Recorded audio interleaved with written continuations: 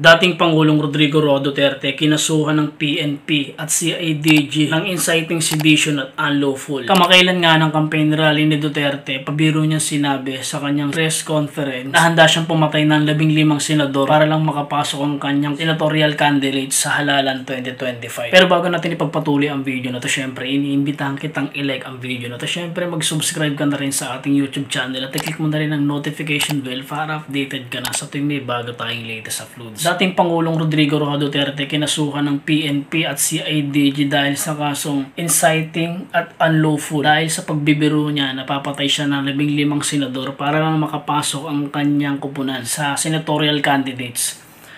Sino ba naman ang hindi nakakakilala sa nag-iisang Duterte? Siyempre, isa siya sa pinaka-greatest president na talaga nga namang malaki ang naitulong sa bansa natin. Bakit kaya ganun ang nangyari sa bansa natin, kamatik? Kabi-kabila na lang awayan dito, awayan doon. Kung ano-ano pang bangay ng ginagawa sa loob ng Senado. Mapalabas man o na mapaloob. Imbis na inaatupag nila yung problema ng bansa, sarili pa nila yung inaatupag nila. Grabe yung awayan nila sa Senado. Halos lalong umiinit ang hidwaan sa pagitan ng Marcos at Duterte. Grabe yung nangyayari ngayong, kamatik, no? Sa video ko ito, pag-usapan natin kung bakit kinasuhan si dating Pangulong Rodrigo Roa Duterte ng PNP at CIDG. Sa tingin nyo, kamatik, bakit kaya? Yung simpleng pagbibiro niya na papatay siya ng 15 senador para lang makapasok ang kanyang senatorial candidate sa PDP laban.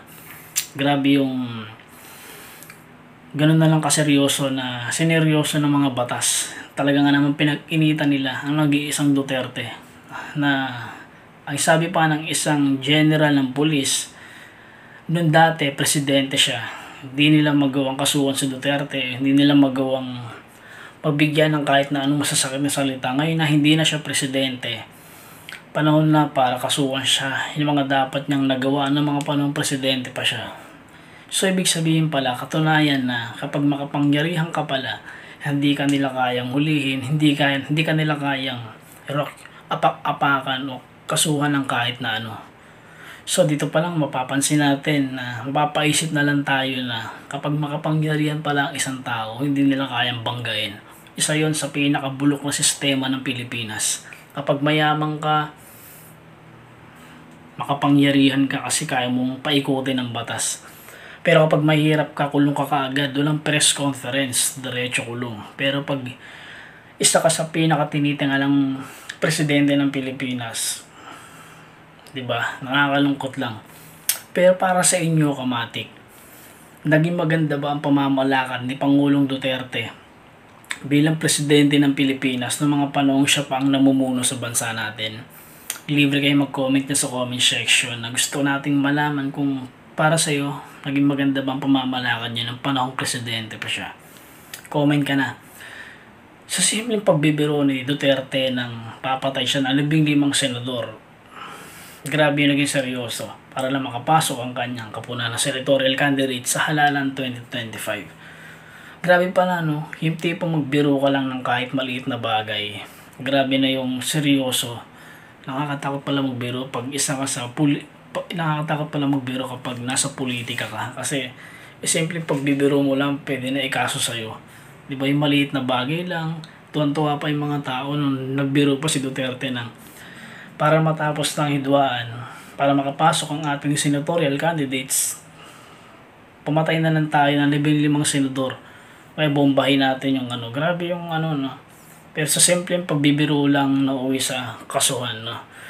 Nakakalungkot lang dahil syempre sa kabila na may edad na si Tatay Digong, di mo lang nila naisip na grabe yung naitulong niya sa bansa natin. Kahit papano, hindi man niya nasugpo ang droga, pero grabe naman yung pagbabawas na ginawa niya. Wala naman taong perpekto sa mundo eh. Lahat naman tayo nagkakamali eh. Diba? Sino ba naman ang taong perpekto dito sa mundo? Wala namang iba. Siyempre kundi ang Diyos, diba, kamatik? Pero sana naman, respeto nila yung mga panahon na gawa niya. Kahit pa paano nabawasan niya droga sa Pilipinas, nabawasan niya mga drug pusher. Diba? Yung simple pagbibiro lang, sineryoso nila. Pero sana naman sana naman hindi matuloy na makasuhan si Tatay Digong dahil Malaki naman ang naitulong niya sa bansa natin, kamatik eh. Kung ako tatanungin, napakalaki ng naitulong niya. Okay, syempre, sa mga dating pa na videos natin, kamatik, sisikapin ko mag-upload na mag-upload. Maraming salamat sa inyong lahat, sa lahat ng mga nanonood ng videos ko. Kahit na marami nabubash sa akin, tutuloy ko pa rin to. Para sa akin, mas may tiwala ako sa mga taong nanonood sa akin, sa mga taong may tiwala sa akin. Disclaimer lang, kamatik, ako po hindi professional. Base lamang ito sa mga napapanood ko at nababasa ko. Itong reaction video na ginagawa ko. Sana nagustuhan mo to. Kung nagustuhan mo ang video na to, syempre, iniimbitahan kitang i-like na to. Syempre, mag-subscribe ka na sa YouTube channel natin at i-click mo na rin ang notification bell para updated ka sa tuwing may bago tayong latest uploads tungkol sa politika.